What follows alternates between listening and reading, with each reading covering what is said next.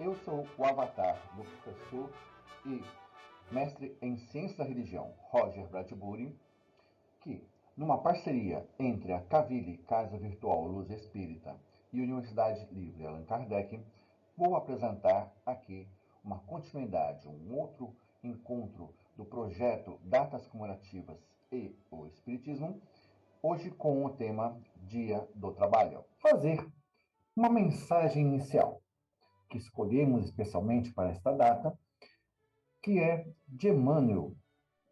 É a questão comentada de Emmanuel do Livro dos Espíritos, de número 676.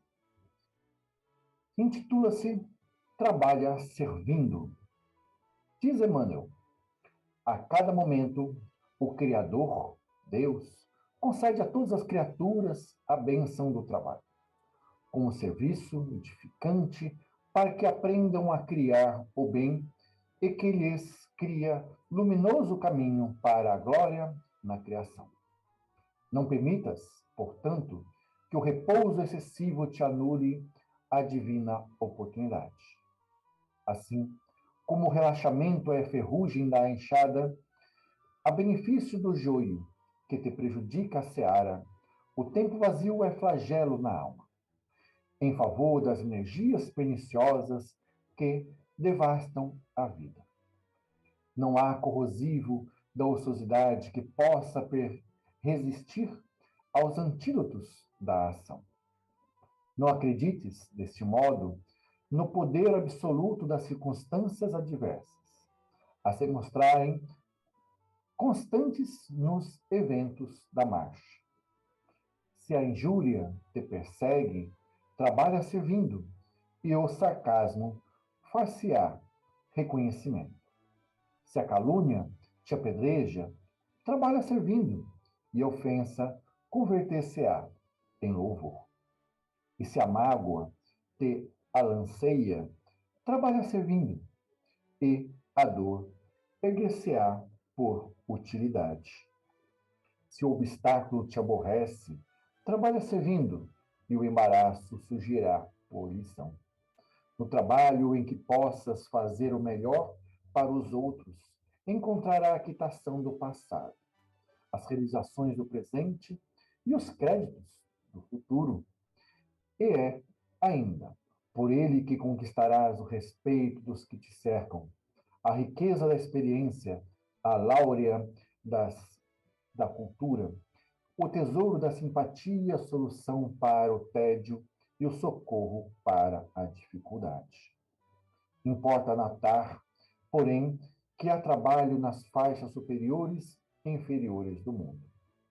Movimento que aprisiona e atividade que liberta. Atração para o abismo e impulso para o céu. Egoísmo trabalha para si mesmo. A vaidade trabalha para a ilusão. A usura trabalha para o azinhavre. O vício trabalha para o lodo. A indisciplina trabalha para a desordem. O pessimismo trabalha para o desânimo. A rebeldia trabalha para a violência. A cólera trabalha para a loucura. A crueldade trabalha para a queda. O crime trabalha para a morte. Todas essas monstruosidades do campo moral representam frutos amargos e venenosos de audiências da alma com a inteligência das trevas, no palácio deserto das horas perdidas. Todavia, o trabalho dos que trabalham servindo chama-se humildade e benevolência, esperança e otimismo, perdão e desinteresse, bondade e tolerância, caridade e amor, e somente através dele o espírito caminha e na senda de ascensão, em harmonia com as leis de Deus. Feita esta leitura, vamos a alguns comentários com base em Jesus. Nos seus evangelhos, vamos encontrar, por exemplo, o capítulo 5, versículo 17 do apóstolo João, que diz: E Jesus lhe respondeu: Meu Pai trabalha até agora, e eu trabalho também. O que Jesus quis dizer isto? Jesus fala que o espírito jamais descansa. E assim também Deus, que é imaterial, não se cansa e trabalha diuturnamente. Não há qualquer minuto ou qualquer segundo de ociosidade, diz o livro dos Espíritos, que se possa atribuir a Deus. Assim também Jesus. Ele, como um espírito superior já desmaterializado, não precisa também de descanso. Sua obra precisa, mas ele não. Então, ele reveza trabalhos aqui e acolá, no infinito do universo, sempre trabalhando. Eles são Jesus e Deus e os espíritos superiores, exemplo do trabalho, que sejam assim também para nós. Diferente do que foi escrito no Gênesis, e a gente vai compreender agora o porquê, e havendo Deus acabado no sétimo dia a obra que fizera, abençoou Deus o sétimo dia e santificou e depois Deus descansou. Isso está em Gênesis 2, versículos 2 e 3. Ora, um povo escravizado que foi o de Israel, que passava de mão em mão, de gregos para romanos, de romanos, iam passando, passou pelo Egito, passou também pela mão dos babilônicos, persas. E então, o trabalho escravo é um trabalho duro, um trabalho estressante.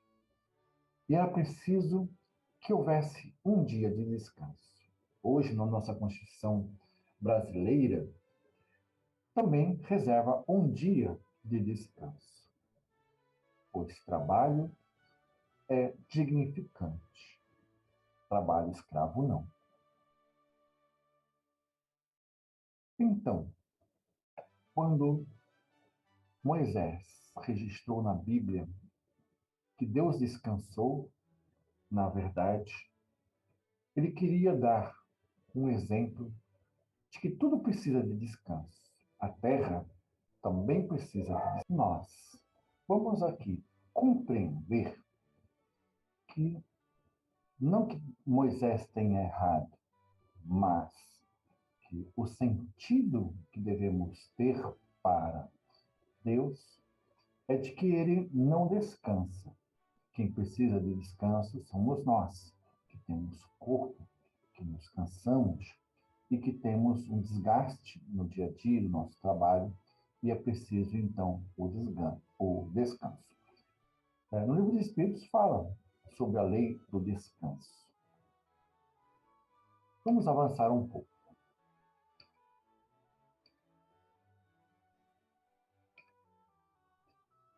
No ativismo de Jesus no Evangelho, vemos que o trabalho ele é muito demonstrado e exemplificado em suas parábolas, que são verdadeiros exemplos de vida, exemplos práticos do dia a dia. E vemos isto em muitas parábolas de Jesus, a questão do trabalho, o quanto o trabalho é transformador, o quanto o trabalho também é regenerador do trabalhador. Então, exemplos aqui de parábolas onde o trabalhador ele é explicado. Temos, por exemplo, a parábola do semeador, que é esta ilustração que vocês veem à direita. O semeador, diz Jesus, saiu a semear, lançando a sua semente. E umas caíam pela pedra, outras caíam pela estrada, outras caíam pelos espinhos, mas algumas caíram no lugar onde havia sido preparado pelo semeador. Então, é preciso haver um preparo, diz essa parábola. É preciso haver um trabalho antecipado nosso, para que nosso trabalho também seja fecundo, fértil, e produza, como diz Jesus, 30, 60, 90, 120 para cada semente plantada. Também nessa parábola diz que esse preparo é comparado com o preparo do nosso coração, e que essas sementes são também um trabalho, vamos dizer, intelectual, um trabalho emocional, pois é preciso preparar nosso coração como se prepara a terra, para receber o ensinamento. Então, aqui, Jesus compara o trabalho intelectual ao trabalho artístico, ao trabalho também braçal. Todos são igualmente importantes, todos, de alguma forma, enobrecem as pessoas pelo trabalho honrado, pelo trabalho honesto, pelo trabalho na exata medida do descanso e dos direitos do trabalho. Vemos também na parábola dos trabalhadores da vinha que Deus espera que os trabalhadores se apresentem voluntariamente. Mas trabalhadores que passam longos períodos sem trabalho, sem se voluntariar ao trabalho, serão alijados e colocados para planetas inferiores. E é o que está acontecendo hoje, segundo a doutrina espírita, já uma separação daqueles que têm boa vontade, daqueles que não têm boa vontade, que não se apresentam ao trabalho. Ninguém pode ficar nas leis divinas eternamente estacionado. A palavra dos trabalhadores da vinha, ou dos trabalhadores da última hora, como também é chamada, nos traz esta valorização de que todos temos o nosso tempo de maturidade e que os chamados de Deus ocorrem assim, cotidianamente, né? Frequentemente é feito esse despertar para o trabalho. O trabalho ele é intenso porque ele começa ainda no interior de nossas famílias.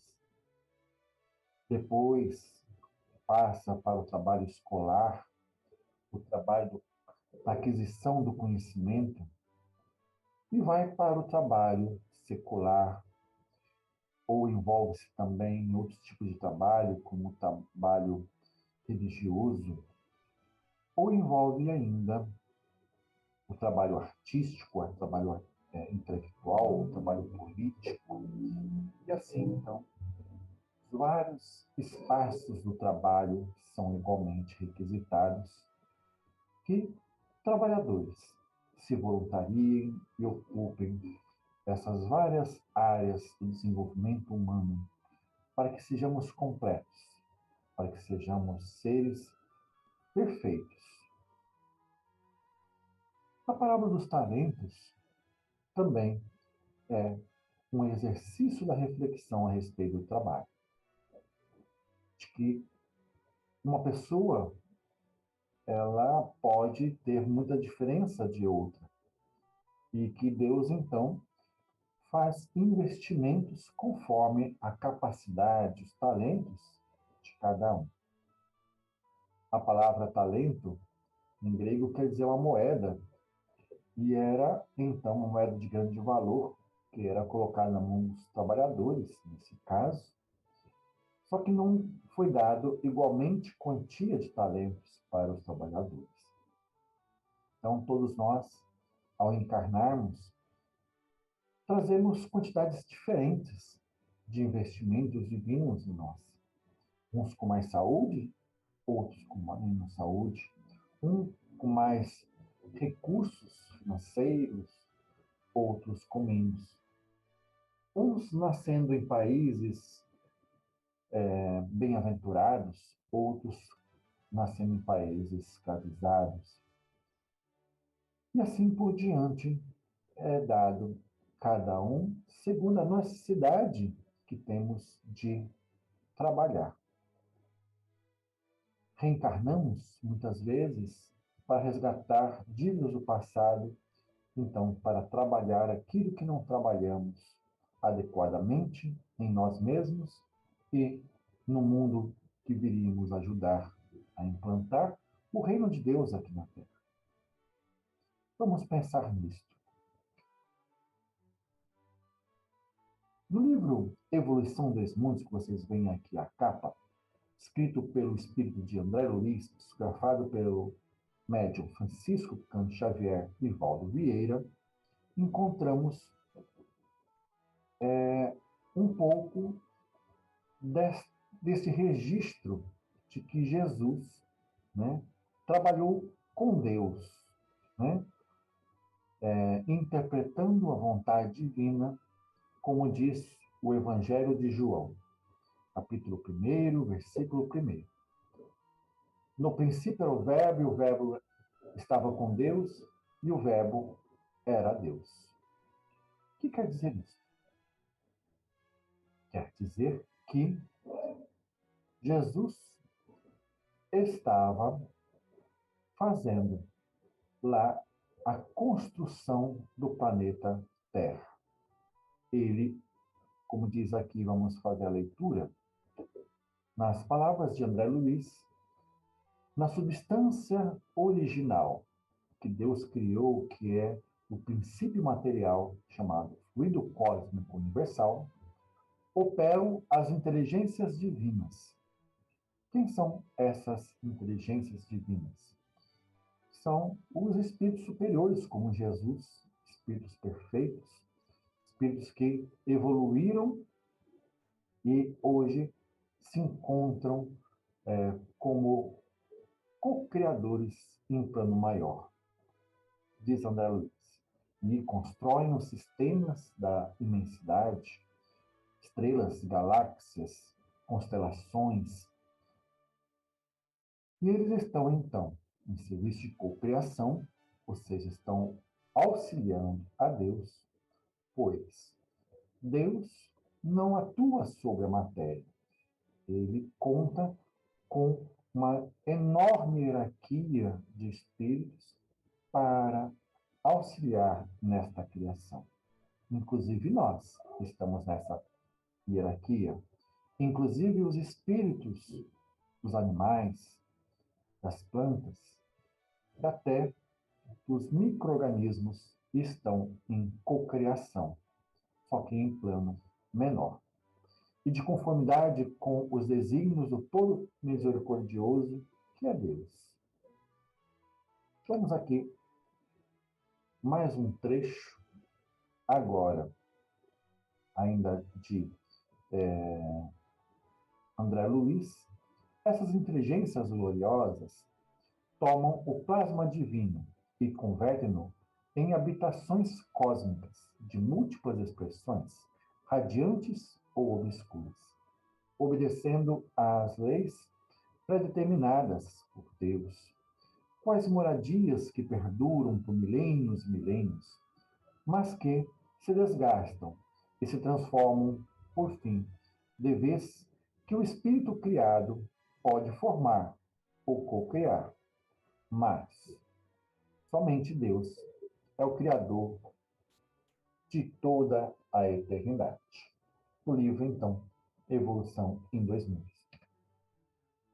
Agora sim, vamos ver o pensamento de Emmanuel no livro A Caminho da Luz.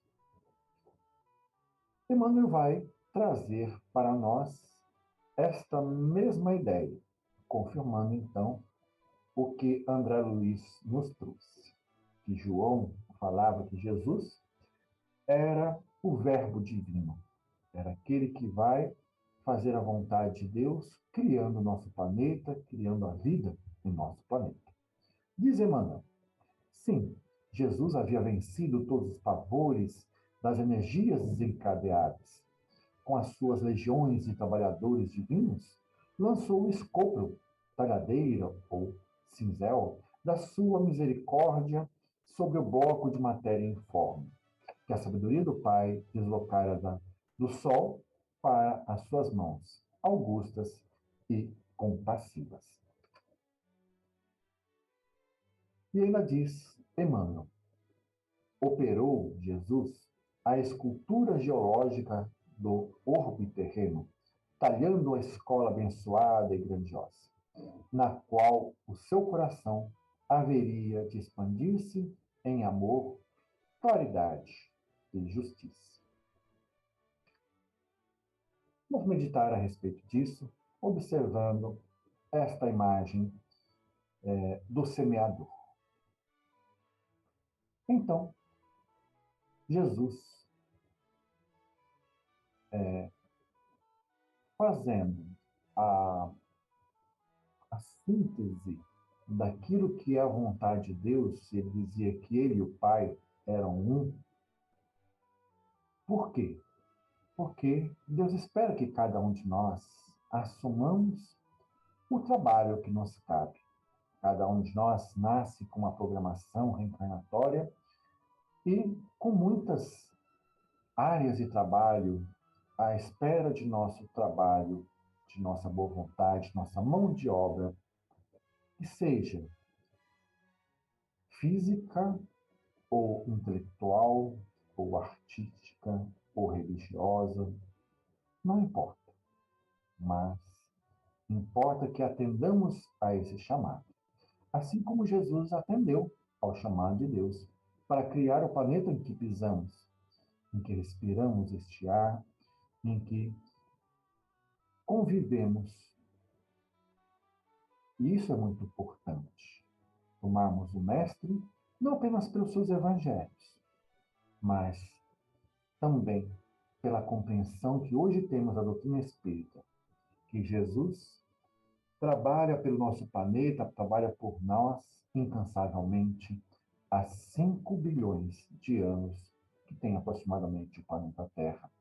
Desde que ele saiu do Sol e ele foi sendo, como disse Emmanuel, moldado, quase como um oleiro faz com as suas próprias mãos, né, o vaso de barro, também Emmanuel, numa licenciosidade poética, diz que ele pegou uma talhadeira, uma marreta e foi ali esculpindo o planeta Terra. Emmanuel fala desse trabalho artístico que o mestre fez, colocando cada coisa no seu lugar. Quando a gente observa a beleza da natureza, temos certeza que Jesus e seus espíritos auxiliares, que foram muitos que trabalharam junto com Jesus, uma grande equipe, eles fizeram tudo com grande perfeição, colocando tudo no seu devido lugar. Animais, plantas, biosfera e outras formas, a atmosfera, né? Os ecossistemas diferenciados, cada um no seu lugar, o clima e as populações, adaptadas, cada uma ao clima e às condições locais. Então, vejamos que também devemos seguir esse conselho de Jesus. Sejamos perfeitos, o quanto perfeito é o Pai que está nos céus. E avançando um pouco, vamos ver. É pelo trabalho que transformamos o mundo. E é pelo trabalho também que transformamos a nós mesmos. Existe aí um duplo resultado do trabalho. Quando trabalhamos em troca de um salário, mas não somente o salário que é nos pago mensalmente, mas também Existe um aperfeiçoamento nosso, um aperfeiçoamento da sociedade, cada vez que dedicamos ao trabalho. Quer ele seja remunerado, quer ele seja voluntário, numa ONG, num trabalho caritativo, você está transformando a si mesmo e transformando também o mundo que te rodeia. E por que transforma a nós mesmos? Porque a cada dia de trabalho somos mais experientes, somos mais especializados e assim vamos somando muitas experiências através do nosso trabalho. Para isso que viemos a esta encarnação, para colocar em prática uma profissão. E quantas profissões a cada reencarnação. Ora nascemos como senhores, ora nascemos também como servos, como empregados, ora como empresários, ora como subalternos. E assim vamos alternando experiências laborais para além da compreensão nossa de uma única encarnação. Interessa a Deus que nós sejamos perfeitos.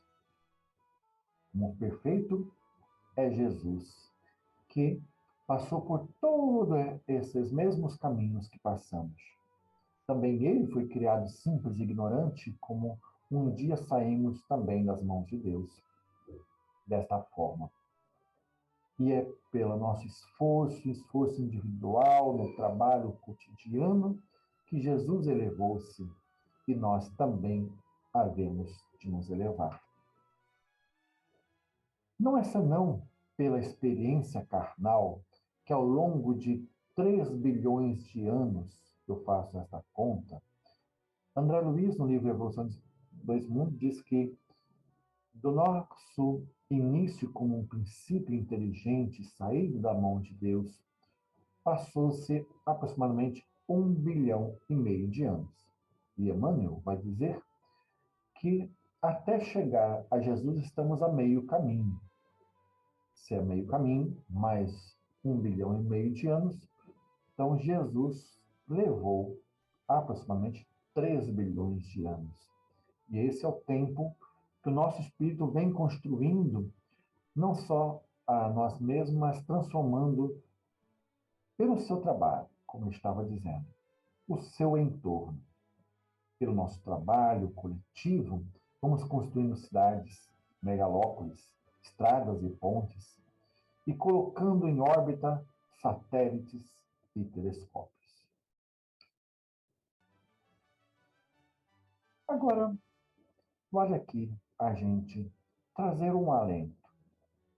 Trabalhos nem sempre são fáceis, nem sempre são suaves, mas é preciso insistir. Trabalho já foi visto como algo bem negativo. Mas diferente da etimologia da palavra trabalho, que revela o tripalium como um instrumento de tortura, também, diferente da praga lançada por Deus a Adão, que com o suor do teu rosto, entre as pedras, espinhos, cardos, ganharás o pão do teu rosto, ou ainda, diferente da concepção mítica grega de que os trabalhos estariam entre um dos mares, na caixa de Pandora. Mas aqui vale uma grande lição do Mestre Jesus. Mais uma, né? Deixai vir a mim as criancinhas, porque o reino dos céus é para aqueles que se assemelham às crianças. Sem aqui querer justificar o trabalho infantil, mas lembrando o que disse o Mestre. O reino dos céus é para aqueles que se assemelham às crianças. Por quê? Para elas, a brincadeira é um trabalho. E vice-versa. O trabalho também é uma brincadeira. Quem dera se nós adultos pudéssemos, em nossas tarefas laborativas, agirmos com tamanha dedicação e envolvimento que uma criança se entrega a uma brincadeira. E aqui vamos fazer uma síntese do Livro dos Espíritos. Esta que é uma publicação da FEESP, Federação Espírita do Estado de São Paulo, sintetizada por Godoy Paiva, do Livro dos Espíritos, escrito por Allan Kardec. Vamos trazer, né, um dos capítulos, que é a terceira parte do livro do Livro dos Espíritos, que fala sobre as leis morais, capítulo terceiro, da lei do trabalho. As questões do Livro dos Espíritos são referentes às questões de 674 a 694, que tratam da necessidade de trabalho e do limite do trabalho, que é o repouso. Então, sintetizando, o que Kardec pergunta aos espíritos, os espíritos então interagem com as respostas ali a Kardec, a gente vai trazer um texto corrido, que é um livro que eu recomendo, que é um livro sintético muito bom. Diz Godoy: o trabalho é uma lei da natureza, e por isso mesmo que constitui uma necessidade. Então, vamos pensar em leis da natureza. A gravidade, né? Tudo cai. Vamos pensar aqui em outras leis da natureza.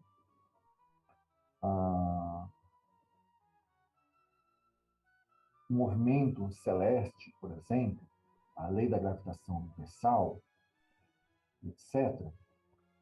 Embora existam outras leis que na doutrina espírita são consideradas leis naturais ou leis divinas. E entre elas tem leis também para a sociedade. E esta lei aqui é uma lei social, é o trabalho. Então, para nós espíritas, o trabalho é uma lei da natureza, porque ela é considerada por Deus como uma necessidade. A civilização obriga os seres humanos a trabalhar mais, porque lhe aumenta as necessidades e os gozos. Então, a cada momento, a gente vai percebendo que é preciso sempre evoluir. E aí, os benefícios do trabalho tendem a nos despertar a vontade de ganhar mais, de ter mais frutos, mais comodidade, de conquistar mais espaço, e daí somos muito competitivos, não precisa nem dizer. Mas seria bom que a gente pudesse também associar a cooperação. E poder reerguer aquele que, de repente, ficou lá para trás, né? E trazê-lo mais próximo de nós. O espírito trabalha, assim como também o corpo trabalha. Toda ocupação útil é trabalho. Então, vimos aqui que não necessariamente tem que ser um trabalho braçal, um trabalho mecânico, mas pode ser um trabalho espiritual, pode ser um trabalho religioso, um trabalho intelectual. Então, toda essa ocupação útil, né, é bem vista por Deus.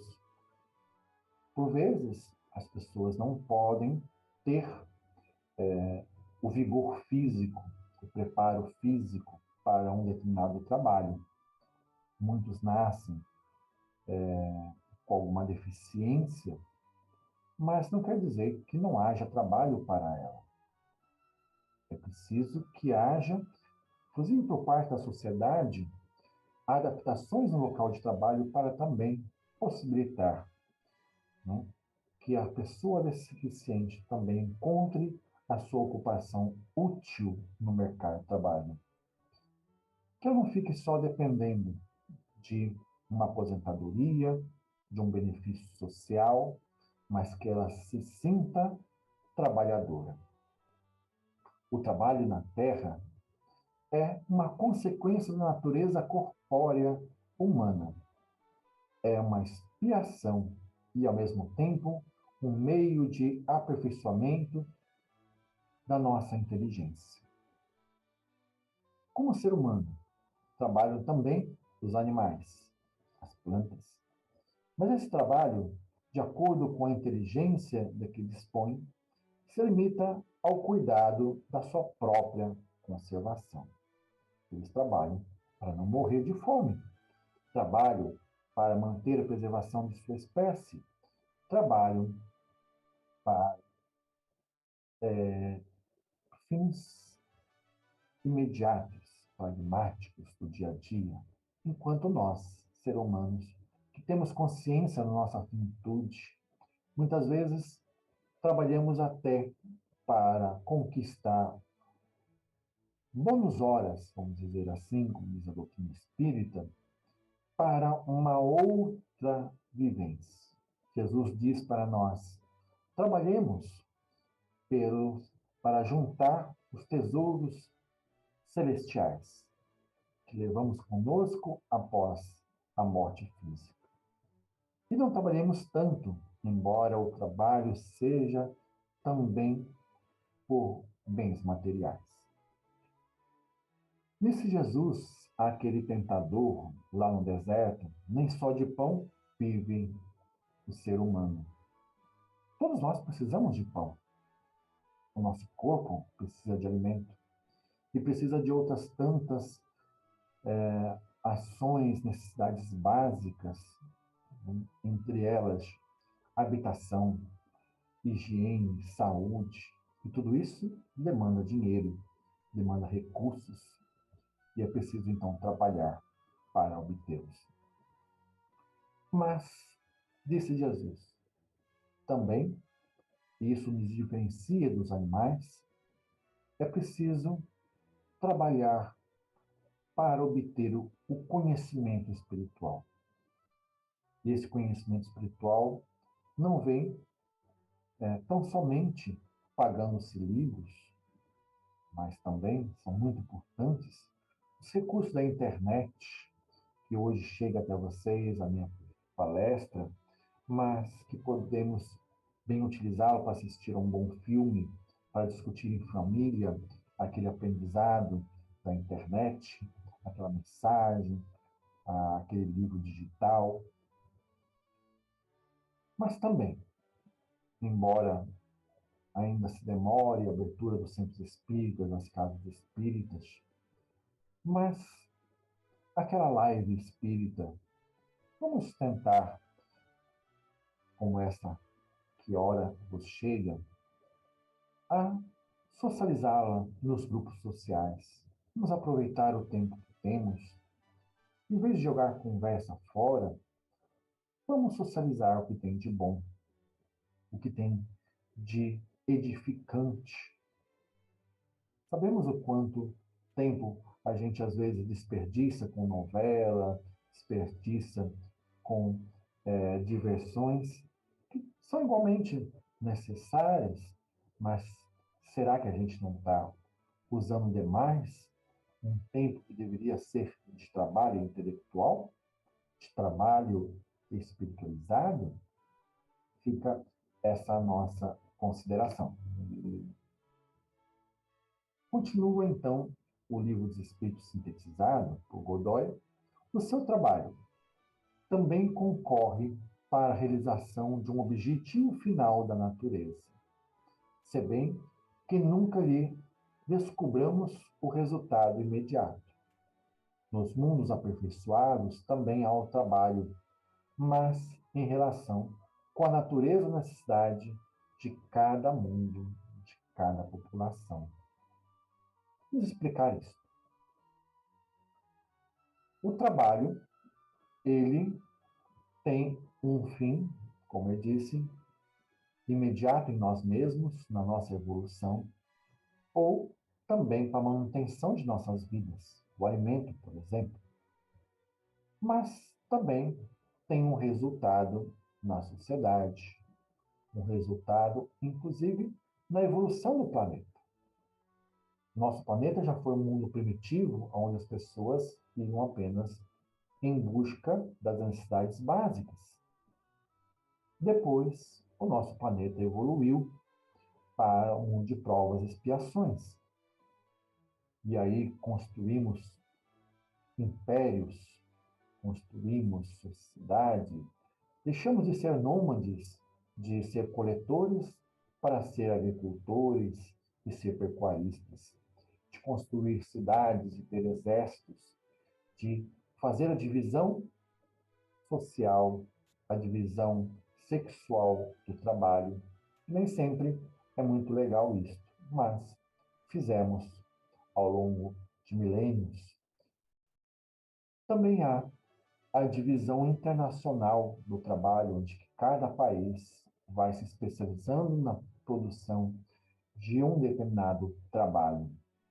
E assim também os planetas vão evoluindo e se especializando na formação de determinados trabalhos evolutivos para cada humanidade. O nosso planeta não é um planeta final. Estamos pelo meio do caminho. Então, daqui saem pessoas para outros mundos mais superiores. E para cá chegam espíritos inferiores para adquirir conhecimentos e completar a sua evolução. Continuando a leitura. Mesmo o ser humano deste mundo que possua bens suficientes que lhes assegurem a existência, este também está obrigado a ser útil ao seu semelhante, conforme os meios de que dispunha. Deus condena aquele que voluntariamente se tornou inútil, a sua existência passando a viver às expensas do trabalho dos outros.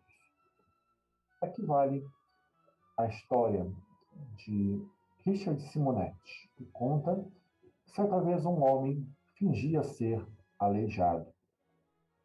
Ia pedir esmola à porta da igreja, onde ali existia um outro aleijado, esse sim, deficiente físico, e que pedia esmolas lá. Certa vez, o falso deficiente físico teve um problema na perna de ficar tanto sentado aguardando que colocassem a esmola em sua canequinha.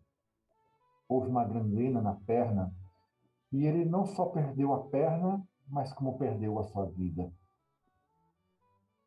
A complicação da gangrena espalhou-se pelo seu corpo e ele perdeu aquela vida. No mundo espiritual, ele gemia de dor e reconsiderava-se ali a sua situação. Os mentores diziam para ele: por que você não utilizou de suas pernas para trabalhar? Por que você se inutilizou para que a sociedade te alimentasse? Veja a sua situação. E ele gemia de dor. A espiritualidade amiga, para tirá-lo desta dor moral que lhe afetava o membro, fez com que ele reencarnasse imediatamente, mas sem uma lesão séria do perispírito, devido à quantidade de tempo que ele ficara enganar a sociedade. Não foi uma punição, mas uma necessária aprendizagem. E ele então reencarna com a perna atrofiada. Sua mãe, quando a vê, aquela criança defeituosa, deficiente, a joga dentro de uma lata de lixo. Logo depois passa aquele aleijado que contávamos ainda há pouco, aquele deficiente, e que olhou aquela criança e olhou-a tão carinhosamente, parecia que reconhecia o colega que ali também mendigava com ele. E então pega a criança e cria como seu próprio filho. Mas dizia consigo mesmo: este não vai ser como eu. Ele vai aprender trabalhos manuais. E o tornou, então, um grande oleiro, um ceramista de grande renome, que ganhou muito dinheiro e assim aprendeu a valorizar o seu trabalho, as suas virtudes, os seus talentos. Continuando a leitura. Os filhos devem trabalhar para seus pais, pois os membros de uma mesma família devem ajudar-se mutuamente. E por último, vamos ver aqui o limite do trabalho, ou o repouso. O repouso é também uma lei da natureza. Os animais precisam repousar. As plantas têm um período da noite para se refazer. Então, também nós, seres humanos, precisamos de repouso. Pois o repouso serve para a reparação das forças do corpo, das células e tudo mais. É necessário para dar um pouco mais de liberdade também à inteligência, a fim de que se eleve acima da matéria. Então, vamos pensar o quanto que durante nós estamos dormindo, nosso espírito ganha liberdade para de buscar no mundo espiritual mais conhecimento. Mas também vamos pensar nas férias em que o trabalhador descansa e utiliza para ficar mais próximo de sua família, para fazer uma viagem, para ter momentos mais próximos com os seus filhos. Para isso tem a licença maternidade. É pena que a licença paternidade seja tão pequena. Mas, de alguma sorte, tem os feriados, os dias santos, que também deveríamos ter uma melhor destinação para esse dia de repouso. Aproveitemos melhor cada oportunidade que Deus nos concede. E hoje, vivendo esta pandemia, vendo que às vezes é preferível não sair de casa e ir para o trabalho pelo lockdown, mas o trabalho pode ser feito em casa pelo home office.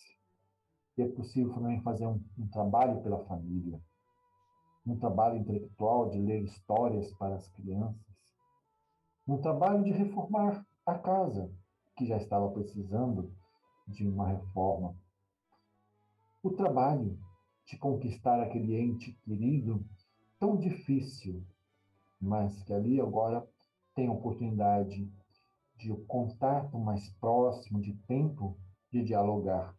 Como disse Jesus, se você tem algo contra o teu irmão e caminhas com ele, deixe o teu a fazer religioso, divino, reconcilia depressa com teu irmão, enquanto andas com ele. Que assim seja a gente poder fazer, quer seja pelas redes sociais, quer seja por um telefonema, quer seja por um e-mail, as oportunidades que nos sejam dadas a pedir perdão, a pedir desculpas, a se reconciliar. Esse também é um momento importante da Covid e que possamos aprender com ela nesse repouso forçado em que a sociedade se viu parar. Possamos também proteger os mais frágeis, como nossos filhos, como os idosos, que não podem mais trabalhar, mas que precisam ter garantido seu sustento. E por último, não tendo o idoso família, deve a sociedade fazer às vezes desta. Então, a piedade filial que diz o Evangelho segundo o Espiritismo, aqui também, para termos uma sociedade justa, é preciso que haja instituições que amparem o órfão, e quantos órfãos não viram com esta pandemia? 380 mil mortos no Brasil, é um número bem expressivo. Quantos idosos também vão precisar daquele arrimo que se perdeu? Vamos pensar nisso. Vamos fazer reuniões em nossas sociedades religiosas, políticas, nas redes sociais, a amparar a todos. É isso que Deus espera de nós. E que nesse dia do trabalho possamos refletir por que estamos neste mundo, com este corpo e com as oportunidades que temos. Muita paz e muito amor, hoje e sempre. A Universidade Livre Allan Kardec deixa aqui suas orientações e a mantenedora Seara Cultural Evangelho e Ciência esclarece que é nosso dever dar incentivo à cultura e recomenda: deem sempre preferência à compra de obras originais, impressas ou digitais. Segundo dos fins, que você apenas utilize de nossas mídias e textos aqui apresentados só e tão somente para fins de estudo e não para fins comerciais. 3. A atribuição. Quando utilizar-se desse documento ou dessa mídia, que vocês possam dar o devido crédito a seus autores, como o fizemos aqui. Quarto, direitos do autor. No Brasil, os direitos do autor ou da autora, de autoria, são regulados pela Lei 9610 de 19 de fevereiro de 1998. E, de acordo com o artigo 46, lemos: não constitui ofensa aos direitos autorais a citação em livros, jornais, revistas ou qualquer outro meio de comunicação de passagens de qualquer obra para fins de estudo, crítica ou polêmica, na medida justificada para o fim a atingir, indicando o nome do autor, como o que fizemos, e a origem da obra, como também aqui